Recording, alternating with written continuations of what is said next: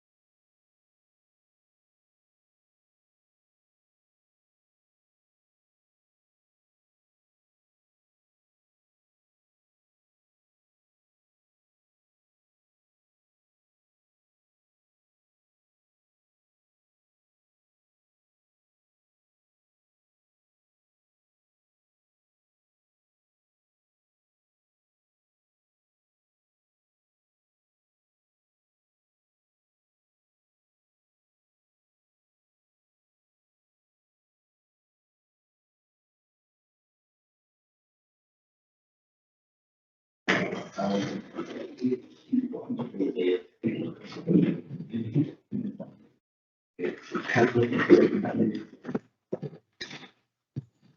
morning.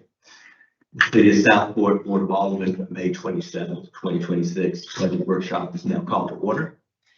Thank you for those in attendance and those watching remotely. We welcome. Our invocation will be given by Reverend Alderman Lowe Davis, and it will be followed by the Pledge of Allegiance. Please stand.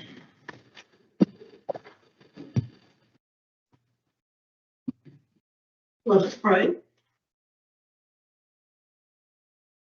Most gracious and loving God, we thank you for our many blessings, all of those known to us and all of those yet to be seen, understood, and accepted. This morning we pray that you will grant us the clear thinking and the wisdom we need to be good stewards of those blessings. Grant us open minds and open hearts so that what we do and what we choose not to do will be for the greatest benefit for the greatest number of people who live, work, and serve here. Amen. Amen. I pledge allegiance to the flag of the United States of America and to the republic which stands one nation under God, indivisible, with liberty and justice for all.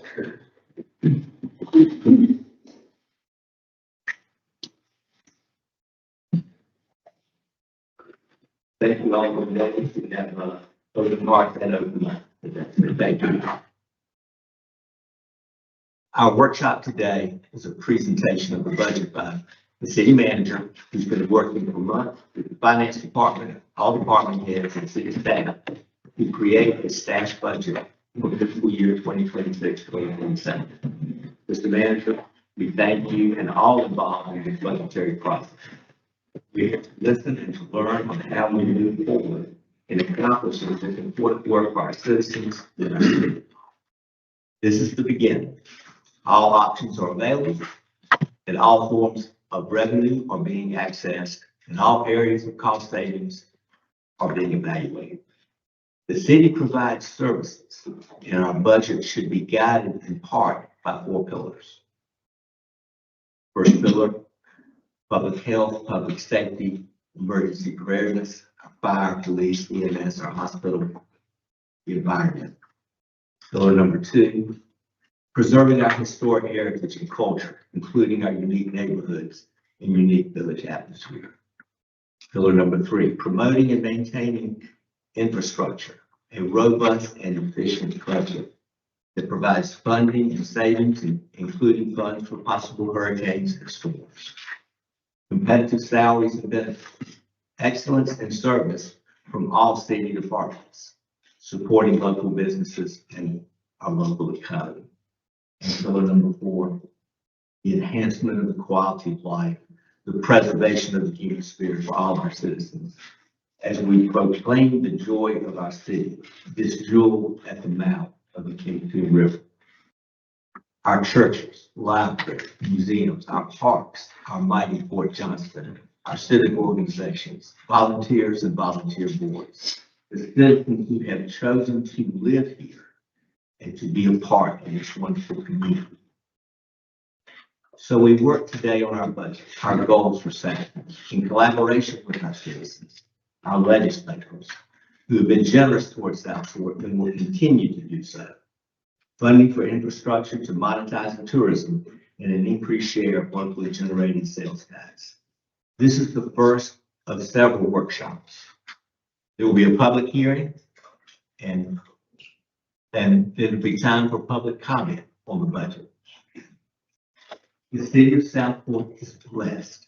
We have an excellent ad valorem tax base that is growing. We are facing challenges, as are all municipalities. Inflation to infrastructure. But unlike some cities and towns, we have the resources to prevail and move our city in the best way forward. I look forward to the presentation of the budget to the Board of Aldermen and to our citizens. And I call on our manager, Noah Salvo. Board will have questions and comments at the end of the presentation. Mr. Stalvin, thank you. Good morning. Mr. Mayor, members of the Board of Aldermen, city employees, Southport residents. It's an honor for me to present to you my recommended budget for the upcoming 2027 fiscal year, beginning July 1st of 2026 and ending June 30th, 2027. The city budget is the most important action that we take each year. It is the most important policy that I recommend to the board, the most important votes you take, and the most important ordinance that I enact and carry out each day. The budget is many numbers, percentages, graphs, charts, and dollars, but it is so much more. The budget is indeed what allows city government to operate each day. Without the budget, the lights do not come on, 911 calls will go unanswered, streets would not be paved, and so much more. The budget funds all the critical services that our residents, visitors, and businesses relies on each day and night.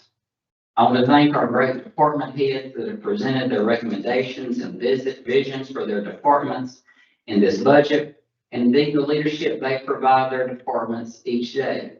A particular thanks to Finance Director Joey Cornwetter, who has greatly assisted me in the development of this budget. But I also want to take this opportunity to thank all of our hardworking employees for all they do each day and night to deliver the critical services that our community relies on. It is an honor to lead our workforce of talented men and women that makes our city organization what it is and enables us to serve our community and deliver our city services. All right, you have a PowerPoint. I do.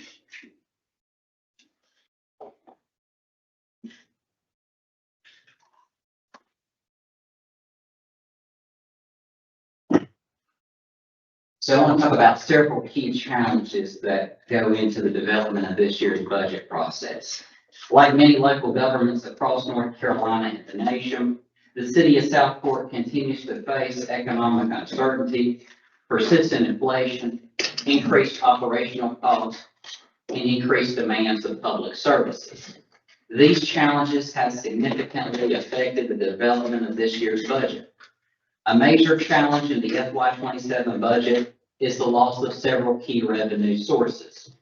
Although new housing developments continues within the city limits, there is often a delay between the issuance of a final certificate of occupancy and the addition of that property's full assessed value on the tax base. Although growth is occurring, those associated revenues are not fully realized in this current year's coming FY27 budget. Additionally, the city has experienced the loss of approximately $251,000 in revenue associated with an ad valorem style payment agreement with Duke Energy. This agreement was made with Duke and the city to establish a payment in lieu of annexation for Duke Energy property in the city limits, outside the city limits, for the city to have provided them with water and sewer service. This payment was discontinued and removed from the tax base with the merger of county water and sewer service. Furthermore, the Southport ABC Board has significantly reduced its annual distribution to the city based on guidance from their auditor and their operational needs, resulting in an anticipated reduction of approximately $383,000. Combined, these two revenue reductions total approximately $635,000 of lost revenue, or roughly equivalent of 4 cents on the city's property tax base. These lost revenues have substantially put pressure on the development of this year's budget. At the same time, the city continues to experience rising costs associated with state mandated retirement contributions, employee health insurance, liability and workers' compensation insurance, equipment, fuel, infrastructure, and so much more. I also want to take an opportunity to contextualize our city population in the context of our service delivery. We have roughly 4,200 permanent residents. However, that is not the true service demand population that we must serve. On average, we have approximately 22,000 people in the city of Southport every day that we must provide service to. particularly police, fire, and EMS. This graph to the left breaks down our daily population between the small number of permanent residents, inbound commuters such as our neighbors in Oak Island, BSL, or other local communities, but the vast majority of our daily population is out-of-town visitors. Just last year, over 40,000 people attended the 4th of July Festival, 14,000 Spring Fest, 11,000 the Wooden Boat Show, 8,600 to the Cape Fear Cruise Car Show, 35,000 to Winterfest, 9,000 to the Flotilla. And in addition, unique visitors to the Yacht Basin Corridor alone total over 838,000 unique individuals over that past year. While we are grateful for all these visitors, provide our community, particularly to our business community, our economy, and our sales tax. These are the massive number of people that city services demand each day, not just the 4,200 permanent residents. The general fund serves as the city's primary operating fund, supporting all municipal departments except for electric. The proposed FY27 general fund budget totals just over $15.3 million, representing a minor 1.51% increase over current FY 2026 budget. To maintain service delivery, address increasing operation costs, and the loss of revenue. This budget recommends a 1.5 cent property tax increase, resulting in a property tax of 32.5 cents per $100 of value. Additionally, the 1 cent previously dedicated to the capital fund is being redirected to the general fund until revenue stabilizes. The proposed budget includes a potential appropriation of $952,000 from general fund balance for one-time obligations and investments, which I will outline shortly. This budget includes the elimination of 2 full-time staff positions, the internal code enforcement position and a vacant Parks and Rec position. Code enforcement will continue to be provided through our outside code enforcement contractor. At the same time, this budget includes the addition of 4 full-time police officers to address increasing public safety demands and call volumes within our community. The budget also eliminates our cemetery mowing contract, which Public Works will take over, saving $68,000. Recognizing that our city employees are our greatest asset, this budget includes a 2.75% cost of living adjustment for all full-time employees to maintain competitive compensation and address inflationary pressures. In addition, the budget provides a one-time performance-based bonus opportunity of $500 for full-time employees. Due to the significant rise of healthcare costs and financial pressure, this budget reduces the city's dependent healthcare coverage contribution from 50% to 25%. In recent years, the city has provided 50% cost coverage of employees' dependent healthcare coverage for an employee's family. While this is a valuable benefit that we have offered, financial demands to the city and rising costs makes the full 50% difficult, particularly as very few, if no other local community offers that, saving $60,000. Our overall tax base has grown approximately $37 million or $123,000 in new revenue. So how will the 1.5 cent tax increase affect the average property owner? The average Southport assessed value is $428,000. They would currently pay about $1,328. The 1.5 cent increase would have them pay $1,392 or $64 more per year or $5.35 per month.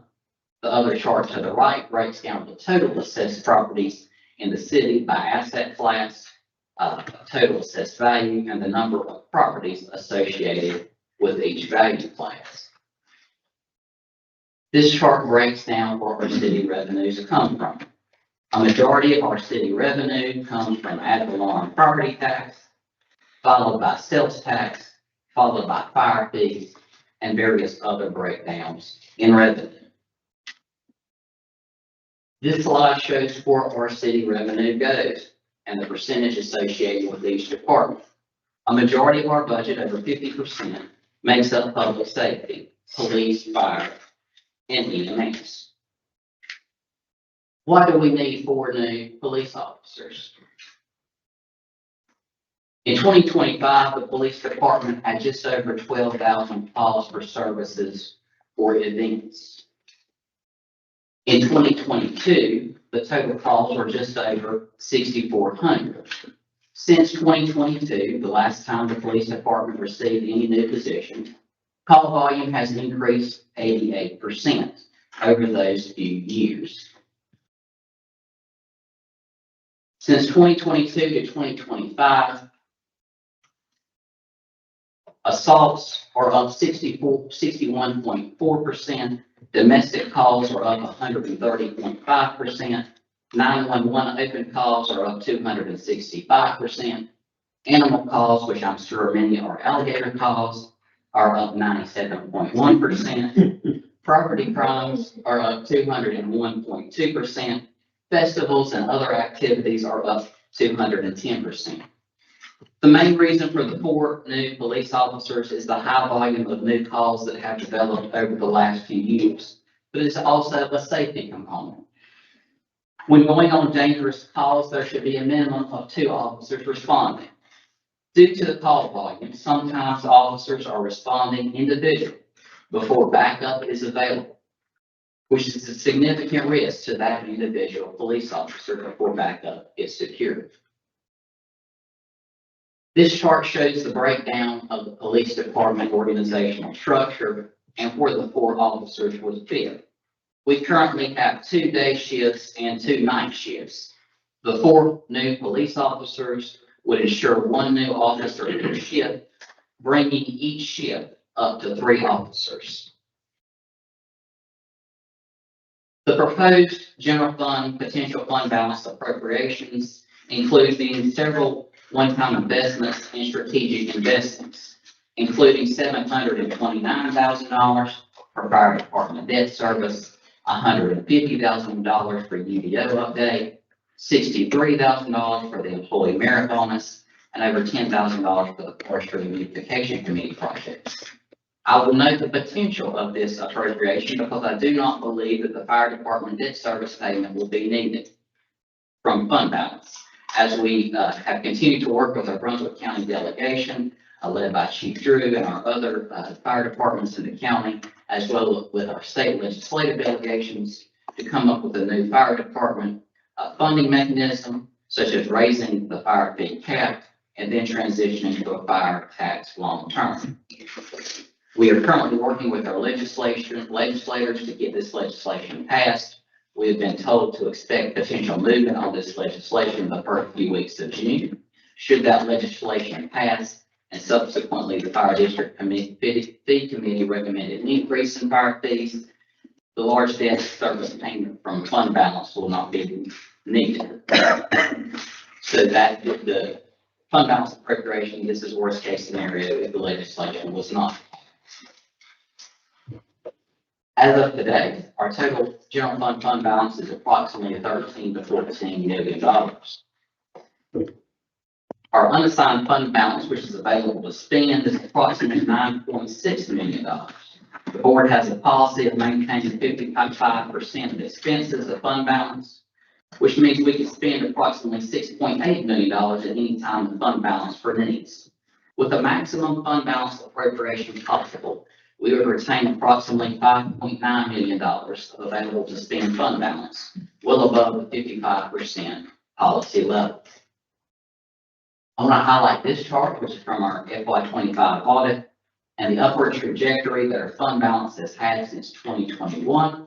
It shows the great progress that the city has made over the last few years in increasing our fund balance to make sure we are ready to respond to natural disasters or invest in key infrastructure or other needs that might arise. I also want to put us in contact with our neighbors and their property tax, their property base, tax base, and ours. Many neighbors are able to have a lower tax rate than we are. How is that? Are we doing something drastically different than they are? No. As pointed out from this chart, for example, our friends in Oak Island has a tax rate approximately 12 cents lower than ours. However, they have a 4 times the tax base that we do, of $6.9 billion of taxable assets compared to our $1.5 billion. They have miles and miles of beachfront property that significantly contributes to their general fund. Also, Oak Island and others has hundreds of beach rentals that significantly contributes to their occupancy tax. Oak Island receives over $6 million in occupancy tax, well above our $247,000 occupancy tax, or even well above our property tax revenue. Many of our neighbors also receive a higher sales tax distribution because sales tax is based on population. Even our friends in St. James receives approximately $900,000 more in sales tax than we do. So when you have a higher tax base, a lot higher tax base than we do, you can have a lower tax rate. The electric fund continues to maintain financial stability, self-sustainability, and operational growth and resilience. The total electric fund budget is approximately $11.2 million. The electric fund budget includes a 7% electric rate increase resulting from wholesale power costs that Duke Energy is increasing their sales to, passed on through electricity to us. One of the most significant investments in this year's budget is a $2 million electrical transformer infrastructure project. The city's electrical system is approaching capacity. During peak demand times, particularly high heat or high cold, it puts an overstrain on our electrical system and transformer. Failure to move forward with this transformer investment risks rolling brownouts and reliability concerns. The transformer project will be funded in part through a $1 million in fund balance from the electrical fund. It is the transformer will be a heavy lead time, almost like a fire truck. It can take months to years for the transformer to be constructed. The total project cost will be $2 million. If the transformer is able to be ordered and received within FY27, we will proceed with the other $1 million of investment in the actual construction of that, the implementation of that, and the engineering of that. That the other $1 million can be funded through the electric fund throughout the year, depending on cash flow, or we'll come back with the budget amendments to take care of that, depending on the transformer receiving date.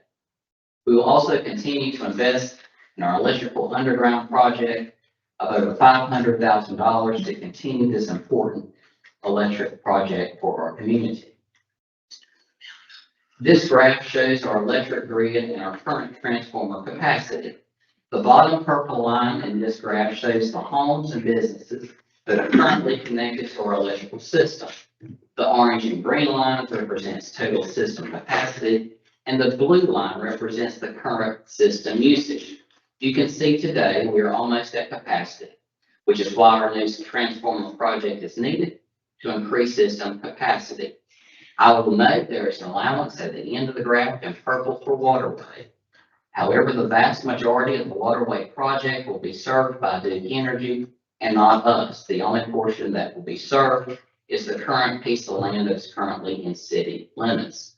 So it's important to note that waterway is not the cause of our capacity needs. If waterway was not in the picture, we would still need this transformer investment.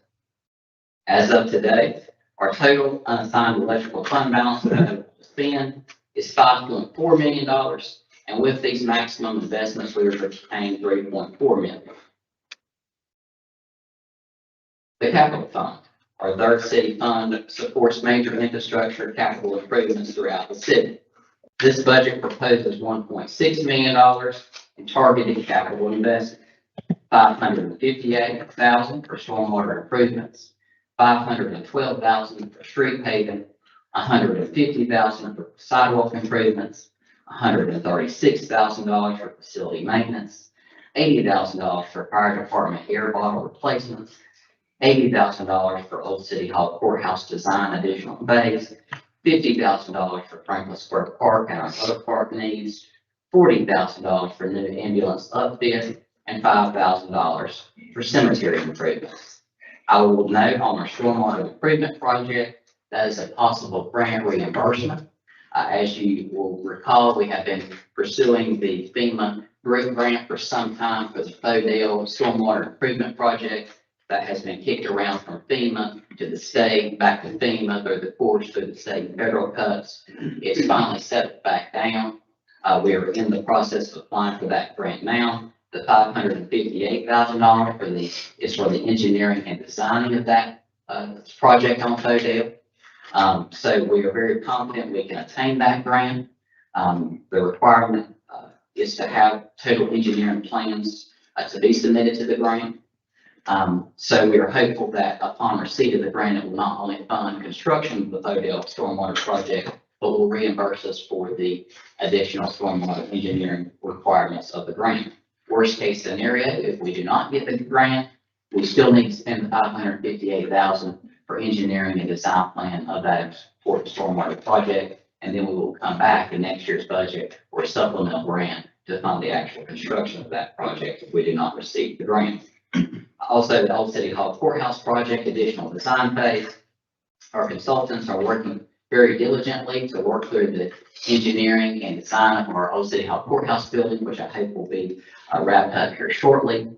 The additional design money is needed for structural investigations. They will look further at the structural sustainability of the structure to make sure it is structurally sound with the designs, so we're not constructing and then having to add on additional cost for sustainability.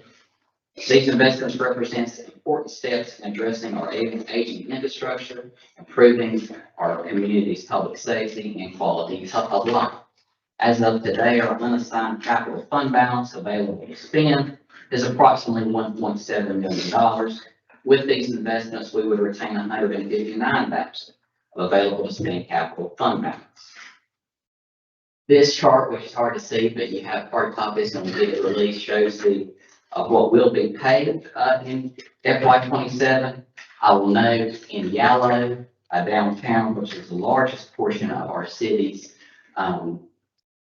roadway system, is not being funded because that is part of the county sewer replacement project. So although those roads need to be repaid, we don't want to repave them and have the county rip them up and have to repave them again. So we're hopeful that when they wrap up their sewer replacement project, hopefully in the next few months, we can then put that on the paving list to be done. The next chart shows the different areas throughout town in purple that are proposed for new sidewalks or sidewalk resurfacing.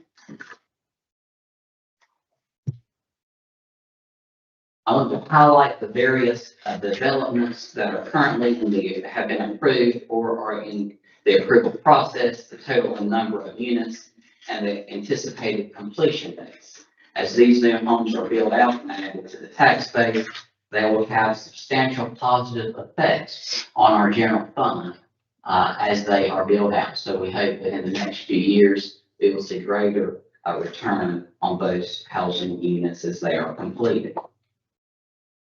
I'll also take a moment to highlight our future needs. As we all know, we have tens of millions of dollars in stormwater and other infrastructure needs. Although we continue to look for grants, these opportunities become less and less due to state and federal cuts. We will never be able to address these millions of dollars in infrastructure needs in every year-to-year budget. We must begin to address these in a comprehensive way. To that end, I will be working over the next year to put together a comprehensive bond package that will allow us to begin to fund these critical infrastructure needs and invest in our overdue capital projects. In conclusion, while this budget may not be what everybody would like to see, including myself, while no one wants tax increases, I believe it represents the most balanced approach to addressing declining revenues, rising costs, increased service demands, while continuing to identify savings and maintain the high level of service the residents and visitors and businesses rely on each day. The financial health of the city of Southport remains strong. However, the financial pressures associated with the development of this budget is significant, as not seen in prior fiscal year. This budget reflects our responsible stewardship of public funds. It prioritizes strategic investments, protects essential services, and supports the growth and well-being of the city. I am confident this plan not only positions Southport well for the upcoming fiscal year, but establishes a strong foundation for the city's long-term financial stability and success. We are also proud that the budget book is being provided through our new opened up accounting and budgeting software. Following the adoption of the final budget, we will revise the budget book and submit it to the GFOA for their distinguished budget presentation award that we have sought for the last few years. This software enables us to meet all of their required criteria for the award. Additionally, we will also be releasing in the coming months and working on the new dashboard provided by the software that will enable us to have real year-to-year, day-to-day actuals in revenue and expenses that will be published on the city's website to allow for better real-time data reporting to the board and the public. For our next steps, we're happy to answer any questions, thoughts, or amendments or changes you wish to see today. Additionally, Joey and I will be happy to set up one-on-one and group meetings with you to dive in further. I have also pulled several possible dates for follow-up workshops. If you would like, we can dive in deeper through departments and schedule meetings with department heads if you would like to speak with them. We will hold the required public hearing at your June 11th regular meeting, following which you can adopt that night or hold over to a special meeting. The new fiscal year begins July 1st. That concludes my presentation. Happy to answer any questions. Thank you.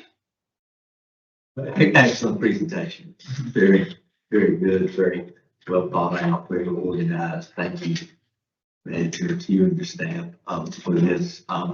Let's start off on questions, comments. No, we talked. I got a chance to look at this early yesterday, and I appreciate you getting it to us so that we weren't surprised this morning.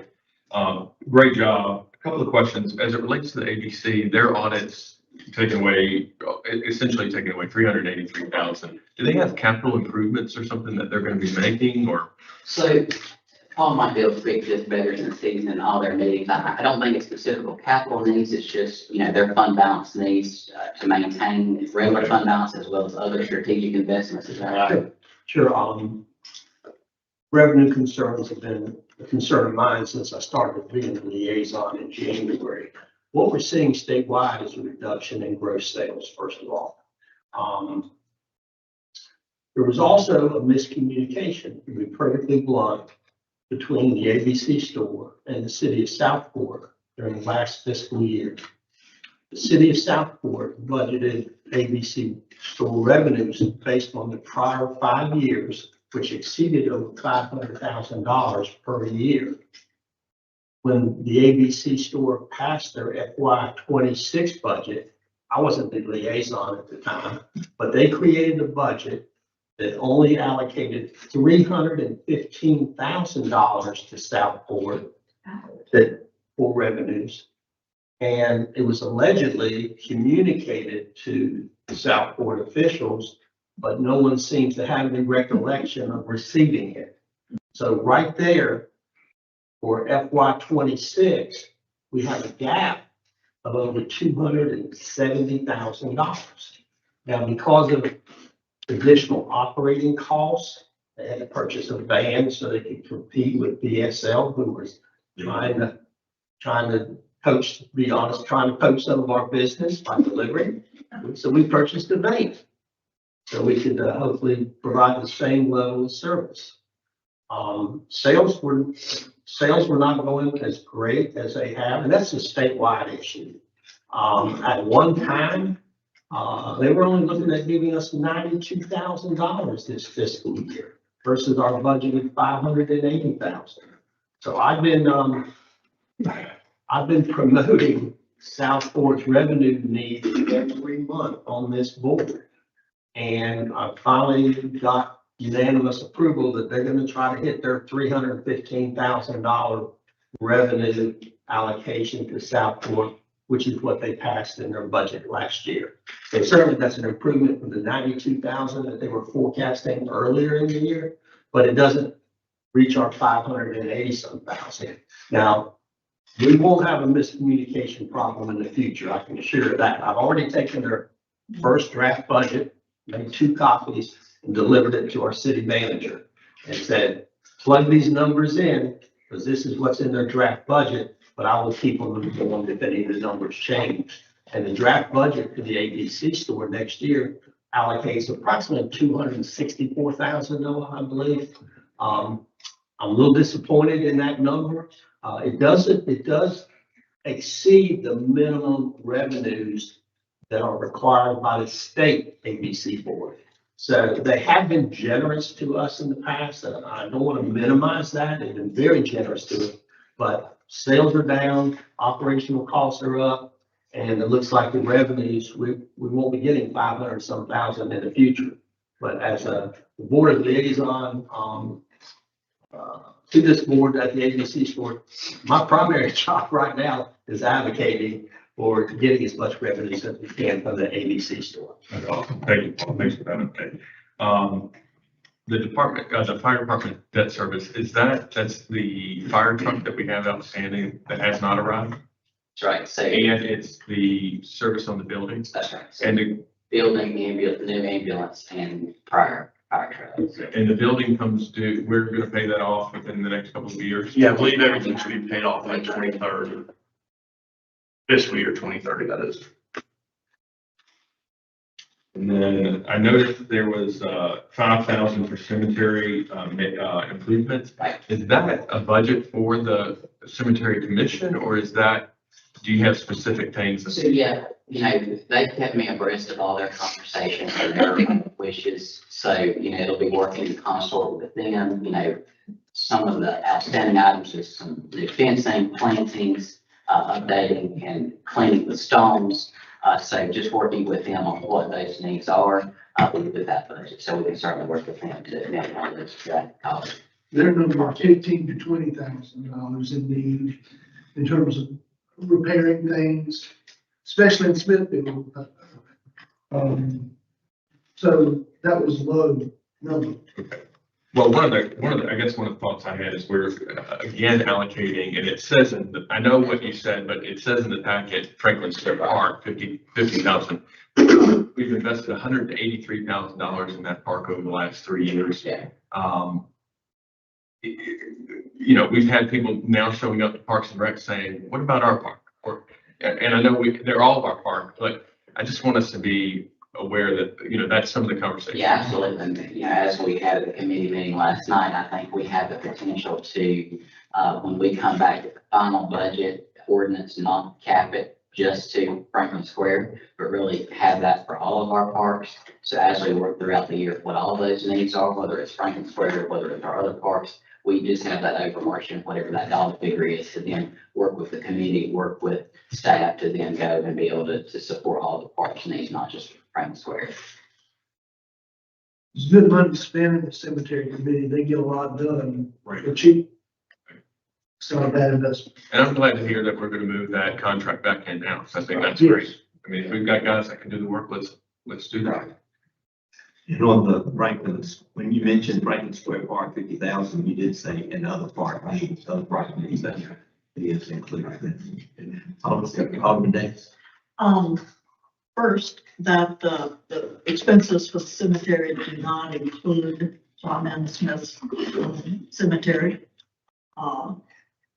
And if I may use this opportunity to plug the fact that we are still selling raffle tickets, $20 each for the original painting of the Four Sisters in Franklin Square Park. We will be selling them up until, I guess it's June the 25th. See me if you want a ticket. We have raised over $1,000 already. And this goes toward maintenance of the park and many of the other needs, which are paid for entirely by donations and grants. As for the budget, I really want us to have an opportunity to question all of the department heads and get a detailed rundown and breakdown of all of the categories of expenditures. In the past, we've drilled down pretty deep on all of these, and while I'm certain that you have as well. We will probably spot things that are not our priorities quite as high as you might think. But we won't know that until we have the opportunity to question them. Some longer than others. Hence, this rundown of a lot of days, all day meetings. And we all love meetings, so yay. Over to you. Mayor Pro Tem. Thank you, City Manager, for all of this. And just to be clear, I got it yesterday afternoon, so I haven't done a deep dive. We all wanted to be able to sleep, but I did have just some cursory questions, just in a quick look at it. So with respect to employees, the COLA, I'm assuming the 2.75 is what the number is out. Right, yes, that's covering between, it's considered price index, taking into account, that's gone up in the last few months to 3. If you aggregate it out, it's about 200, or 2.75. Okay, cool. I'm struggling a little bit with having some kind of merit bonus opportunity of $500. To me, we went to all the trouble to have an evaluation process and a system to do that, to reward with merit pay. This seems almost like a Christmas bonus to me, not in line with earning, because I think we've always believed that not everybody should get the same merit, because some people probably excel more than others, and it inspires people to do whatever. Now, I'll say to that, I'm not a fan of it either. I would prefer a percentage base increase. This year. It's 2% in the merit pool, and you get that percentage based on your performance.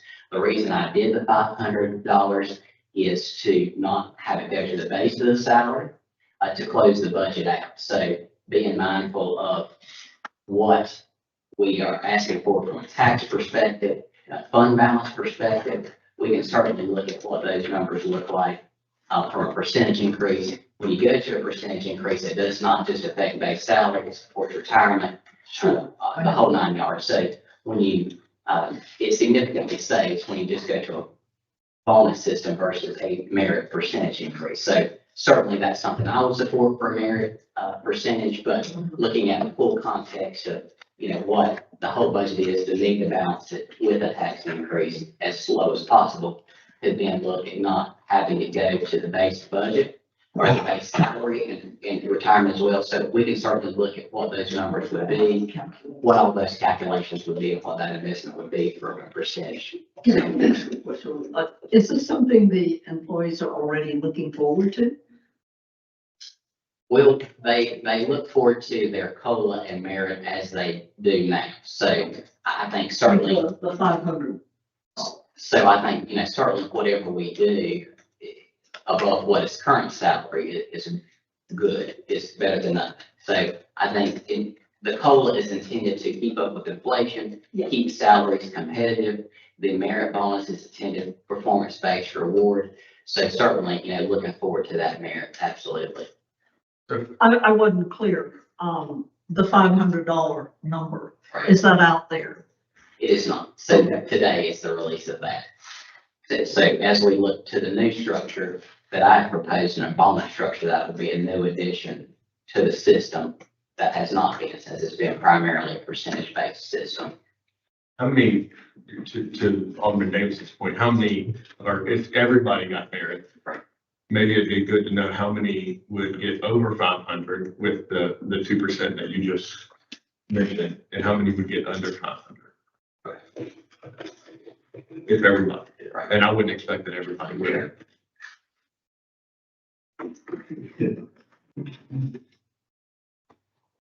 Right, that's a good thing to know. Well, if we're going to drill down to each department and have those meetings, then probably. Um, I actually had written out next to the employee merit bonus is a bell curve now, because before it was not a bell curve. So it's a percentage base, so it's almost an Excel form spreadsheet. So there's a certain number of points assigned to each category. So the current 2% max the formula, when you insert their rankings, it formulates the percentage. So it's not necessarily a bell curve, but it is a percentage based on what the performance is compared to the overall, whatever the max of the 2%, whatever. We're not handing out. No, nobody's getting something Well, that they should not. it's wonderful to incentivize people to do their best work. I think that. Right. For the transformer project for the electric fund, where is that going? Where's the fiscal? So in between where Public Works is and Dozier Hospital, back behind the Dozier parking lot is where our infrastructure is housed. So back there is where it will be, where the current transformer is, and that will be where. Okay, so it's going basically where stuff is now. Yes.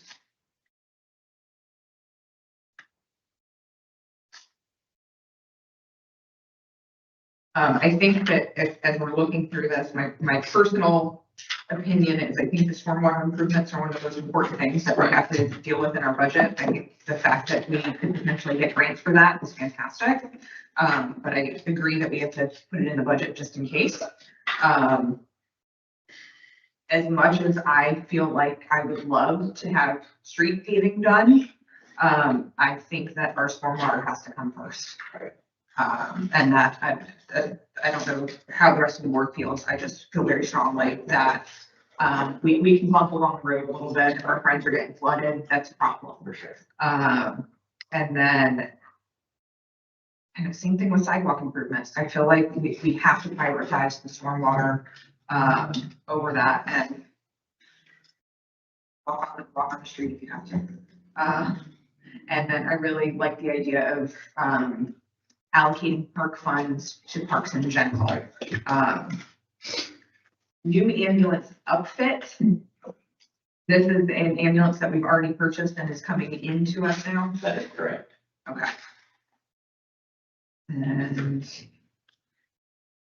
I know Chief Drew's in the back, but what is air bottle replacement? So, you know, the air bottles they wear into fires when they go in for auction. So this is to replace those outdated equipments. Are we 20 years? What most of them are, so they've far exceeded their life. So this is to update those air bottles, Okay. oxygen tanks. Thank you. I just wanted to know what we were actually looking at. Right. I think that's it for me right now. If we're gonna deep dive, then. Alderman Spencer.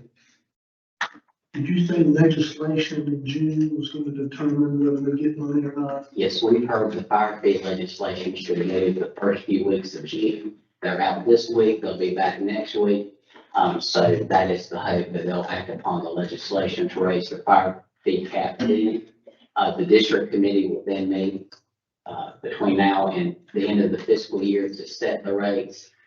So yes, if that cap is raised and the committee recommends an increase, which legislation would cap at 25%, the need for a debt service payment would not be as big, if at all, depending on how that legislation is written and the overall value of that, whatever the increased fire fees are. And again, I wanted to make sure I covered it. The 500,000 that we're doing for updating our underground electricity, is it at the optimum level? Are we leaving money on the table still? That's where we came up with some money last year, it seemed like. Are we spending up 500 what we need? So I think there is room to do more. You know, I know before it's been over $1 million, $1 million, which primarily for cast, that's where we were this past year. And we can certainly do an additional 500,000 to get us to $1 million to have them do more. The reason I did that is because of the transformer project need, and I didn't want to deplete electrical fund balance so much in the coming year. So to really focus on the transformer, but to also continue underground without having to stop this coming year. No complaints. Right. Just want to make sure we're spending the right amount of money, Yeah. slow and steady. Right. Okay, every time we pave a road, we create a dam until we get our drainage in place. The roads are sort of detrimental. So I agree with Alderman Kelly. 4,200 permanent population and 22,000 a day. That's amazing. And that's the dilemma, is small group of people paying for a lot of people to come and see us Right. for goodwill. That's where the budget lies. And what are we gonna do? Are we gonna keep being the hospitality neighborhood of North County? And, so I'd like to see that slowed down somehow. I'd love to hear people's ideas how to do that, other than me. How about a toll booth at Walmart and Ace Hardware I've seen it done. to get in?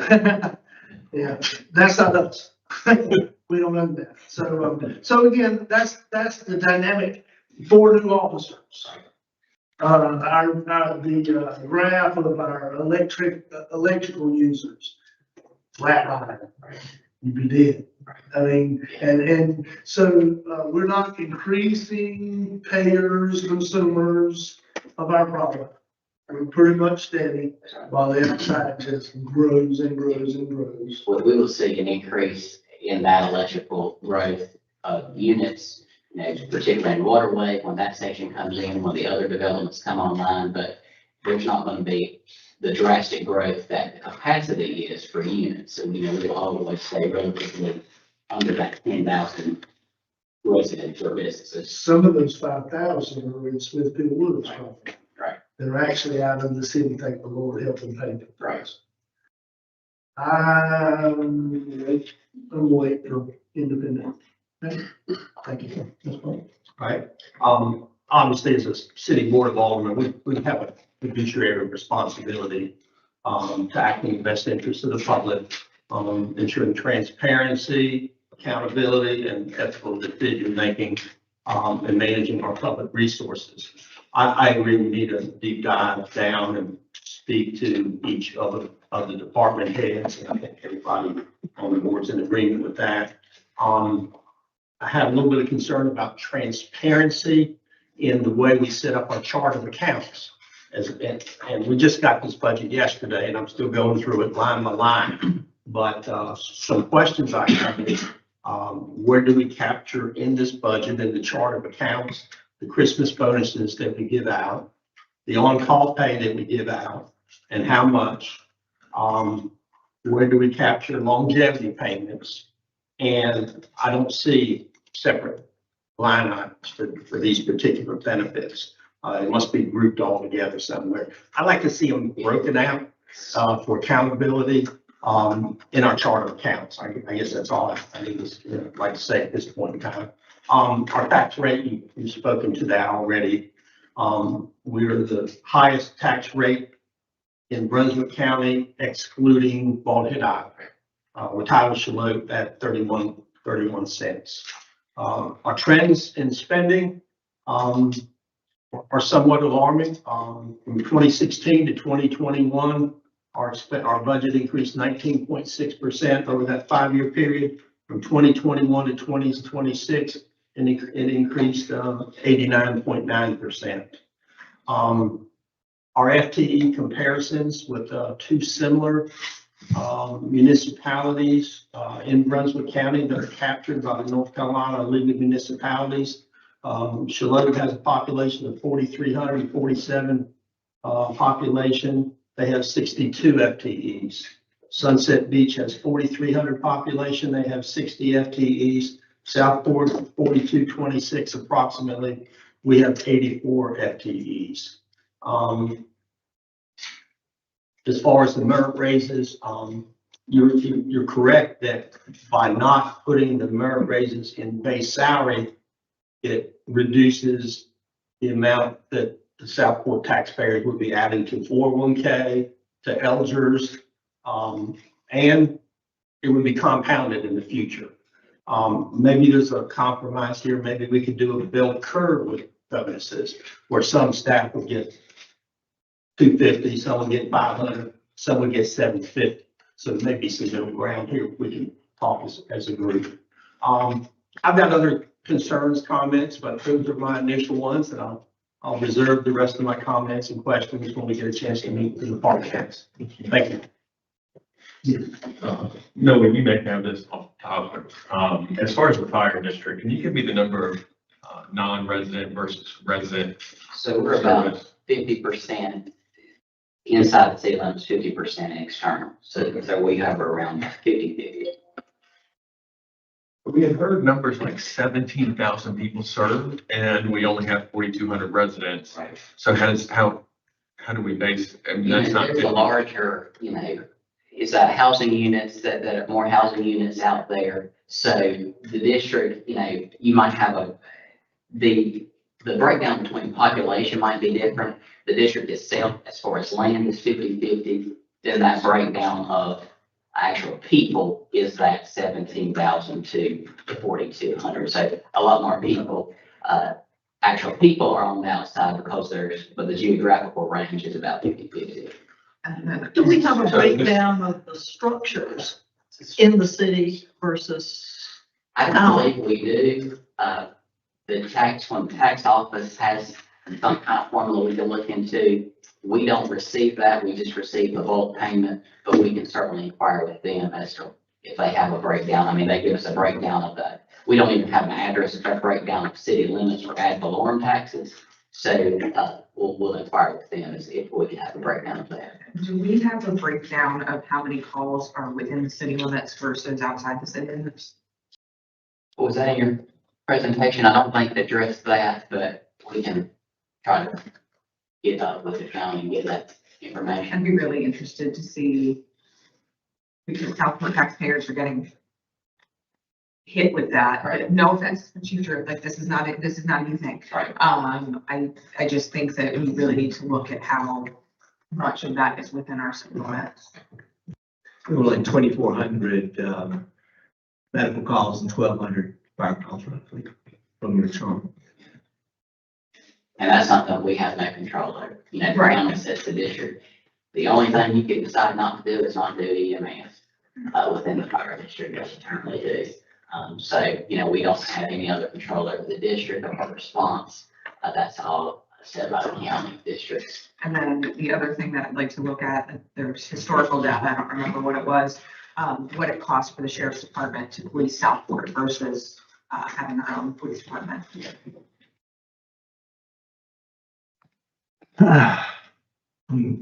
Again, this was a fantastic presentation, a good first start. A couple of things, when I mentioned infrastructure, the biggest thing we have is stormwater. And I've had to tell people so many times, and I learned from our esteemed engineer that it would be 30 million to fix what we have, and then 60 million to put in what we need. And so, I listened to you, Tom, and that is our biggest challenge. And I think, to, Rebecca's point earlier about, paving and other things, we can pull the list of those projects and what those estimated costs would be. So then we can look at, do we want to do as much paving or less? And then shift that to stormwater, or we certainly have the capability through fund balance to appropriate more. Now, to get us to $30 million, we'll have to wait on. I have to do a lot. Yeah. But I think, even if you did another project, say, let's go up to $1 million of investment, you can capture some other projects within the next year. And I know Tom Stanley's team does a great job going out and fixing what they can with potholes and things like that, and it's never gonna be perfect. But really have to make sure the folks that are really suffering from stormwater have, know that we're working to fix that. Well, that's what we have been promoting, and that's what we've been telling our citizens, and we can pave and we can fix stormwater at the same time. We should be able to do that. And in terms of, new, police officers or adding more police officers, I can give you an example. In the summertime, as you know, Southport is very busy. So when I first came to Southport, in the ER, you would see an ER doctor and a nurse's aide. That was it. And if a patient came in, the nurse from the floor would come down and they would help and we would take care of that patient. Now they have 3 to 4 nurses on night shift, have a ward secretary, they have someone out front checking the patient in, still only have 1 doctor. So you see the need grows as and it wasn't the population that was growing per se, to your point, Alderman, tourists, people visiting. And so we have to be ready for that potential. And Southport is Some see it glass half full, some see it glass half empty, however you want to view it. But we have to be prepared regardless. And those police officers certainly are needed. And we need to have a strong workforce. But we have to face that at the hospital. And I've talked with Chief Goring and Chief Drew about this. Our summer is different from our winter. Now we're pretty busy all year long, but we have to be ready for that. So thank you. Any other, I just want to add to what something Mark talked about earlier about Southport seems to be the entertainment district for Brunswick County and beyond. we're downtown Brunswick County. We really are. Yes, we are. Yes, we are, Mr. Mayor. And the question I, would pose is for all these special events that who have sponsors, car shows and wooden boat shows, and I take them and go to them and love them as much as anybody. But, as an alderman, are we collecting revenues from these sponsors that help us cover the additional cost of having fire, police, and Tom Stanley's crowd there help clean up? That would be my concern, that the taxpayers aren't paying for all these extra staff needed for all these events, but the event sponsors themselves are contributing to pay for the extra staff that are needed to, and they are needed for these special events. Yeah, absolutely. It depends on, there's a lot of work that needs to be done with that. We have certain fees already in place for barriers or officers or whatever that is. In the past, that has not historically been enforced very well. There is programs that it's not a city sponsored event.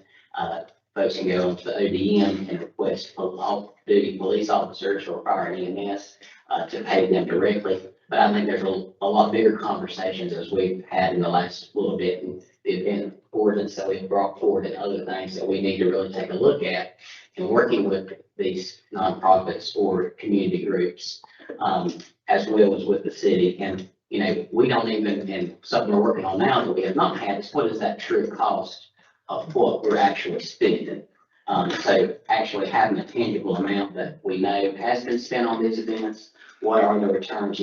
Something like the 4th of July, we know is the biggest event. It's not really something that we will make money on. It's an all hands on deck event, but something that's not necessarily city sponsored, making sure we're at least breaking even for what those police officers or fire personnel and Tom Stanley's crew is doing. So a lot more work that needs to be done on that.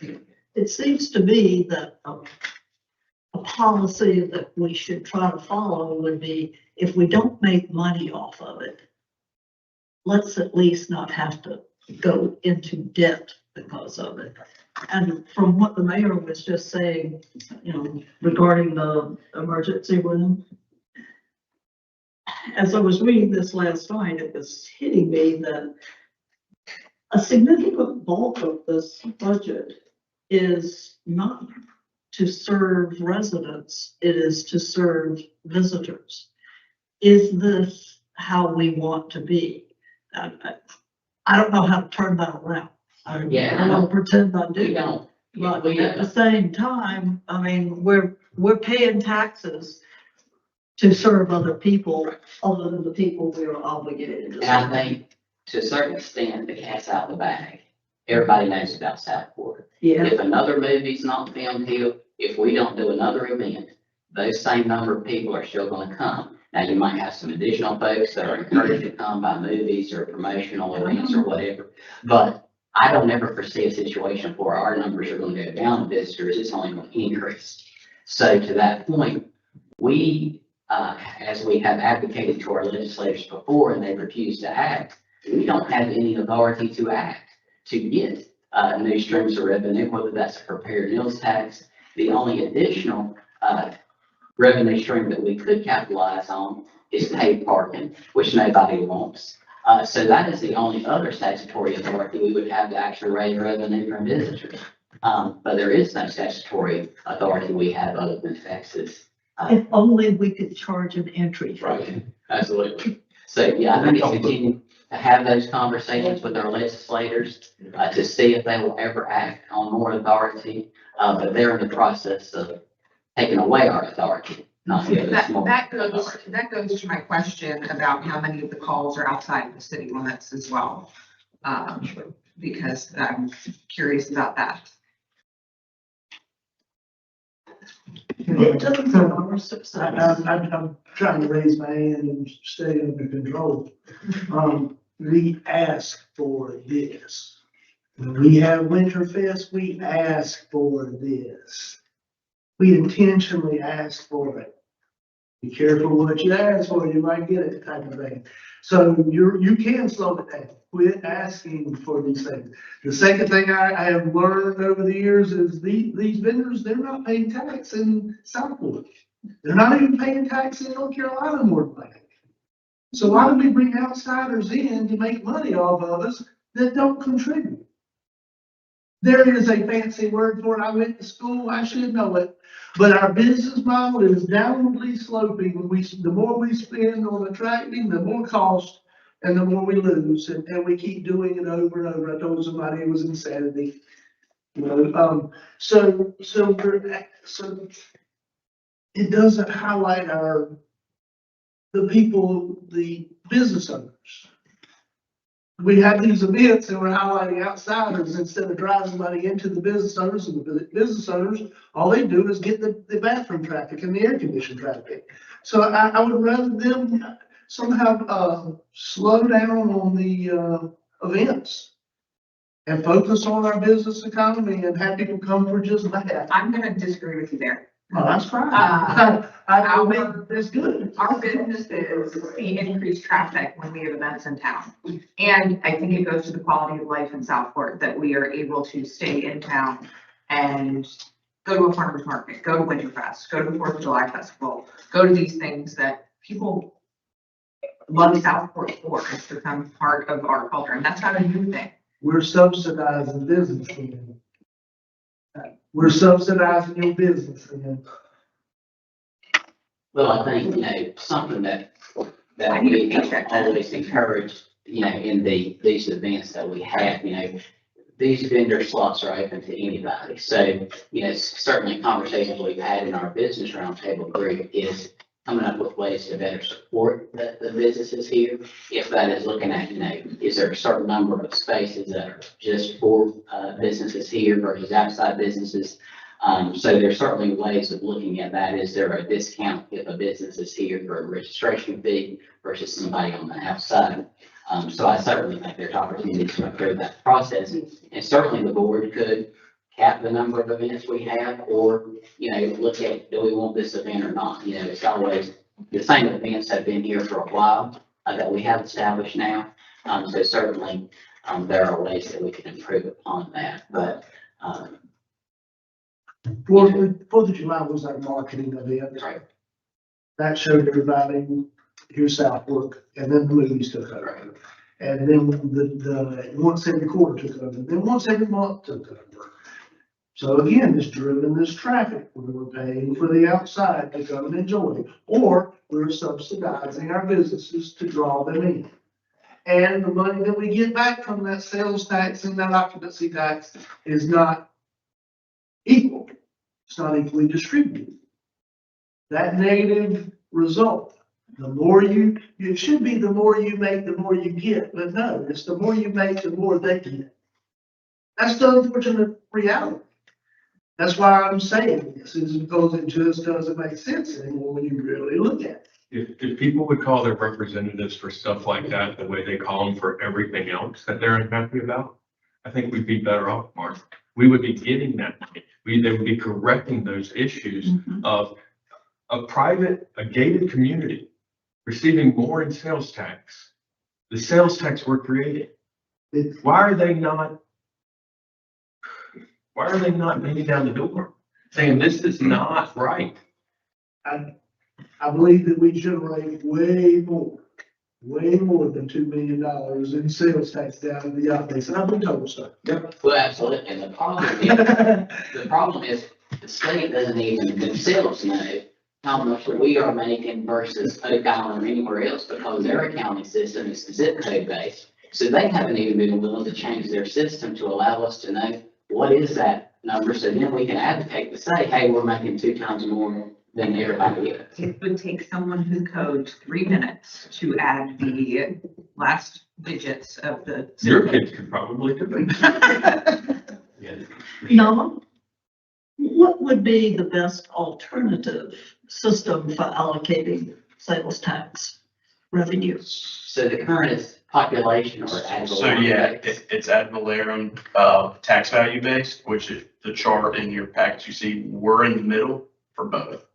So even if we switch to that ad valorem, it would do And I no think, good for you know, us. changing the system, you know, the county dictates the system that we get sales tax. Lincoln County is currently going through this, that the county's changing their formulation, but the new system will get them more money. But Lincoln's in the city is losing $2 million of sales tax because of that change. So counties are always going to choose to get more money for the county versus the municipality. Yeah. So I think a better system would not even change the overall system that you have in place to allow that to continue to exist and allow the individual counties to determine that distribution. But then on top of that, have an additional, whether that's a city set sales tax specifically for the city or an individual prepared meals tax, a beverage tax, that is the only can absolutely, it is just generated within the city and stays in the city instead of having to be redistributed to everybody else. So Mecklenburg County has an additional tax that they have. But that is not just for Charlotte, that is for the whole county, correct? Okay. Is there a city that has that in North Carolina? Do we know of one? The most recent thing that Mecklenburg did, they got a special local bill, and it's infrastructure based, so it's like a quarter sales tax added on to the additional. There's a new transportation authority that in the county was appointed by the county commissioners, the city council, and the other municipalities. So that board receives all that sales tax money, and then they redistributed it back to the municipalities and counties for roads, infrastructure, bridges, stormwater, whatever that might be. But it's still distributed without the last part, so it doesn't Right. actually go back to where it's collected. Right. I mean, it's going to probably all primarily go back to the city of Charlotte, and because they're the largest based on the other municipalities in the county, but they have been successful in getting that local bill changed, at least for an infrastructure tax, to have that next level of funding stream. So even if we could advocate, you know, if the fear of the legislature is, you know, we're going to frivolously spend new tax money, then let us bind back to something like stormwater infrastructure that would significantly help us invest in these things. So then the general fund is not having to rely so fully on these larger projects that we need. So I think it's not only advocating, but reframing their thinking is saying, hey, we're not just throwing this money out the window. We really need it for infrastructure, stormwater, and other needs. Can the work prepared food tax for that? With legislation, yes, with a local bill, you could, however the legislation is written, will probably dictate that, but then we could say on top of that, hey, we're only going to put this meals tax to infrastructure or public safety or whatever that looks like. And we have discussed this with the legislators over the years. They have been adamantly opposed to a meal tax. They are fully aware that Southport generates lots of sales tax, but based on our population, we do not. Well, and, you A big know, percentage of what we generate. for sure. And that is, there's a way, and we've asked them personally, have sent them emails and letters, that there's a way for Southport to gain more of the percentage of what we generate to be used, because we have such a high tourism population to help with that. And so they're fully aware. And to your point, if more people would call and send in and request that, I think that would help. And they're working through the League of Municipalities as well. We'll continue to push for this.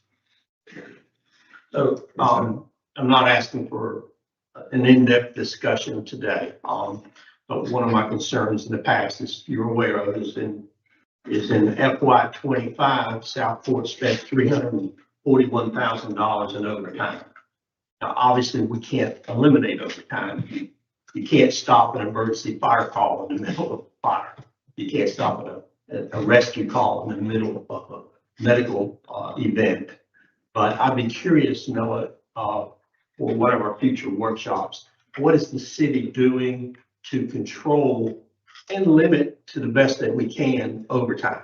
Because $341,000 worth of overtime in a small city like that seems a little excessive to me.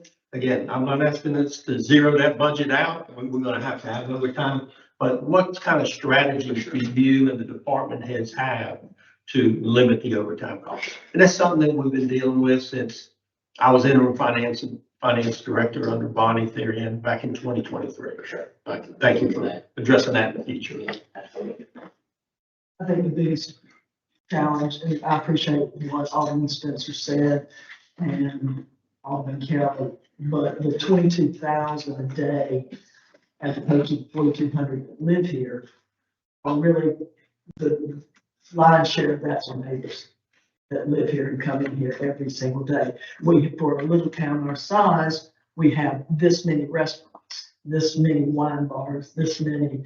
So we are a service industry for that wider population. And, you know, without some other taxes or something else, we don't have a way to manage that. Right. So I like the term day tripper instead of tourist. because Right, they're because they're not- not tourists. Tourists. Right, they're day trippers. There are neighbors, and oftentimes they may volunteer in town and do some things, some of them, but the lion's share of it is, and I, you know, that's what our challenge is, and that's how I run. I'm like, let's not villainize the tourists, the ones who are Right. coming to town, and living, staying in town or paying occupancy taxes on top of that. We actually collect that. Sorry. Say God bless them. I mean, it's really our industry, it's the tourism industry. It's- Well, I mean, and certainly, you know, you who were here from the beginning, or long-term, you know, can speak to the businesses community 30 years ago. My understanding is it was non-existent as it is today. There was not a lot, and my mom's business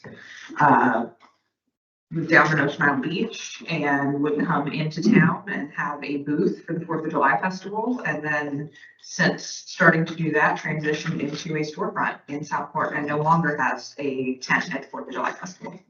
So downtown has changed significantly from when I was a kid. Look at the three projects now. You rode by when you came into town. There's one by the ABC store. There's car building and Ocean Outfitters, their new building. So, Southport is booming. The business community is booming, and people come here for the quality of life, for the business, for the restaurants.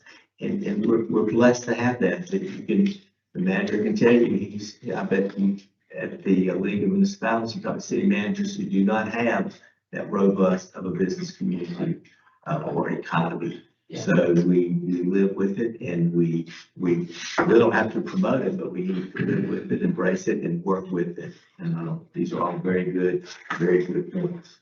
I think for me, you know, I struggle with this budgeting because, you know, I listened to what you said, those four topics at the beginning of the meeting. I don't know how anyone disagrees with that. I mean, that's, you know, pretty self-explanatory, right? However, at the same time, you know, we've got, don't raise taxes, don't spend money, you don't have the, you know, look at other communities. I took down the couple of communities that Alderman Gross mentioned, Deloach. I mean, I love Deloach. I'm sure a lot of people go there. I don't, right? And I have no interest in going there. It's not an attraction for me. So, however, Southport is an attraction for them. Mhm. So for Charlotte to have a tax rate besides our tax rate as you know, equal to ours blows my mind, frankly. Because what do they have there? Do they even have any events? I mean, They have a people for it, not started yet. Right, so I struggle, you know, in my business, I can say this is important to me. And I'm answering to really one person for the most part. In this business, I'm answering to, this group is answering to 4,200, give or take. And each of them find different things within these four things. I'm sure every single thing that they could mention that's important to them or not important to them is going to fall under those four things. We got to decide if that's who we want to be or not. Right. Because if we cut it off tomorrow, we save a massive amount of money, right? but do we have protections in place? Do we have, UDO administrators in place to protect us from someone building crap next door? Do we have fire, police, EMS? Do we have public works? Just this morning, I mean, it was awesome, guys. They're out there, they're doing stuff before many people are even out of bed. So, and it's causing town to look gorgeous, right? Because it doesn't just happen by itself. Right. The street sweeper showing up on Friday morning, I hear it, right? The grim sweeper. I'm gonna use that name, the grim sweeper, excuse me, just since you're wearing all black. I hear it in the mornings, on Friday, but I know that it's an essential part of keeping town beautiful. So clean and green. So how do we pick and choose fire and EMS? We now know that our, if you haven't already, go have your, homeowners, policy recorded, because we now have an ISO rating of 2. If Chief Drew weren't doing those things, people wouldn't be saving money because of that. So I struggle, guys. We listen to the people all the time, and, before and after school programs may be important to some people, not for me necessarily. I don't need them. I don't benefit from them, but I do benefit from basketball. I do benefit from those programs. And I see the way it brings our community together. In fact, that gym does more for bringing this community together than most anything else we do. Well, I think our alternative is to not do a service or others that we have been doing. So the board could cut off EMS, the board could cut off Parks and Rec, the board could cut off another service. The only requirement to be a legal municipality in North Carolina is to have a city clerk and to perform building inspections. And building inspections can be contracted with the county. So at the end of any budget cycle, it's about choices. What is the level of services that we want or don't want? And certainly it's in this board's power for votes to say what we no longer want to do anymore. But the level of this budget that has been is the historical services we have offered. Certainly we can look at alternatives, but I don't believe there's 4 votes on this board not to do anything we currently do. If there is, we can look at that. But as you said, every service some people like, some people do not like. But we can certainly choose not to do a department or service to save that money. I'd like to compliment Noah and Joe on this presentation. As Noah's well aware, one of my sayings is when I'm in his office, I trust in God, all others bring me data. And this document brings me some really good data to look at. And as we dive further into the conversations, I appreciate you bringing me data. You said code enforcement, you were to go from 2 to 1 and we'll keep the outside. Right, so currently we have the internal code enforcement position, and then we have the outside contractor. So this does away with the internal position and relies solely on our contractor. So I've had these conversations with them. They're able to pick up that workload. So that is, the services will not decline. It'll just be a savings of the internal position. What happened to our internal person? The position is still there. Are we reallocating that person or? No. Is there an increase, for the subcontractor? Is that? There is, there will be a little increase from that. So, I've had conversation with them, so we're working on finalizing what that contract looks like. But definitely the budget will account for those increases. Are we good to go? So, yeah, I'll send us back to dates. I have some dates on the PowerPoint. So that's tomorrow, Friday, or next week into the next week. So whatever y'all are able to do. The different times and all day means that's when this building is available, not necessarily that we have to go all day. Thank So, you. so I would envision I'll break up the departments probably over 2 or 3 days, depending on what we want to do. And then we can set those dates, and then I'll work with our departments to break up which dates can be available. Do we just send you availability, you just send out some times? Well, that would be good if you have your calendar. June fourth. Okay. June fourth. We're setting this now. Yeah. let's Yes, do if that. you want to pick 2 or 3 dates that you're available, we'll go ahead and email those in. I'm good. Board? Yeah. I can't do fourth until afternoon. Yeah. Say that again, I can do the fourth, but not the afternoon. If you can do the afternoon. I can do the afternoon. Yeah. So, how's June 4th, the afternoon, say 1 o'clock, good? 2 o'clock, Yeah, or let's do 1 PM, June 4th. And then we can do, June 5th, you want to start the morning manager, 9 AM? And that could be, a break and then all day, but, yeah, that get you enough to get on the department? Yeah, I'll let you know. Afternoon, is that? Yeah, I think that's good. We can break them up evenly between the 4th and the 5th. Okay. And then, however we need, All right. then if we need to have a wrap-up meeting after that, we can do so. Again, if you all want to come in for individual group meetings, we're happy to do that indeed. And then the goal would be to have adjustments made in each of the meetings per department if you want to have adjustments.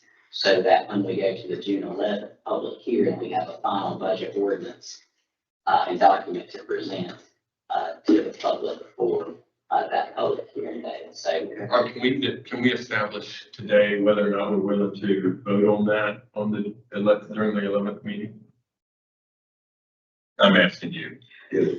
Again, I would rather not, because, again, a public hearing, we listen to the public. Yep. And then, and in this one, I think we're gonna hear a lot of, questions and ideas from the public.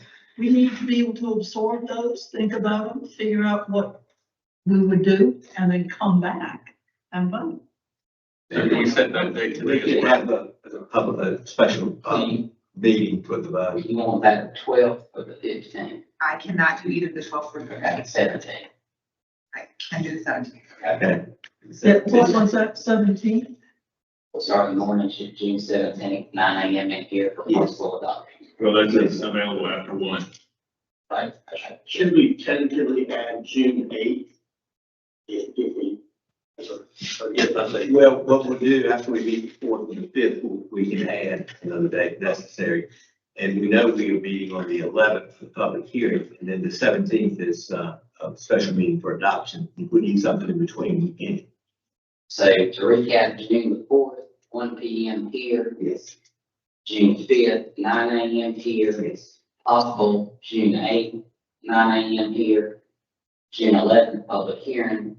June 17th, 1 PM here for adoption. So that's 4th, 5th, possible 8th, 11th, and 17th. what time is the 11th, 17th again? 11th is the 6 PM regular meeting for the public hearing, and then the 17th is 1 PM. And we can send you out an invite and Right. recap that. I'm sure you have it. Okay, this is been an excellent meeting. Appreciate everyone being here, board. Thank you for your hard work. And I will note that, following the meeting, Cheyenne will get it, my presentation and PowerPoint and the full budget book will be on the website. The notice on social media, but, the public may go and view it later. But everyone look on our website, look at the videos, look at this. Guys. And, This afternoon. today, yes. Today, right. Which you gets to. But then, Not when you. thank everyone, Joey, thank you, and the finance department, saying thank you for being here. Madam Clerk, thank you, and again, board, thank you, everyone for being here today. And I'll entertain a, motion to adjourn. Second. Motion is second, all in favor? Bye. Meeting adjourned, thank you.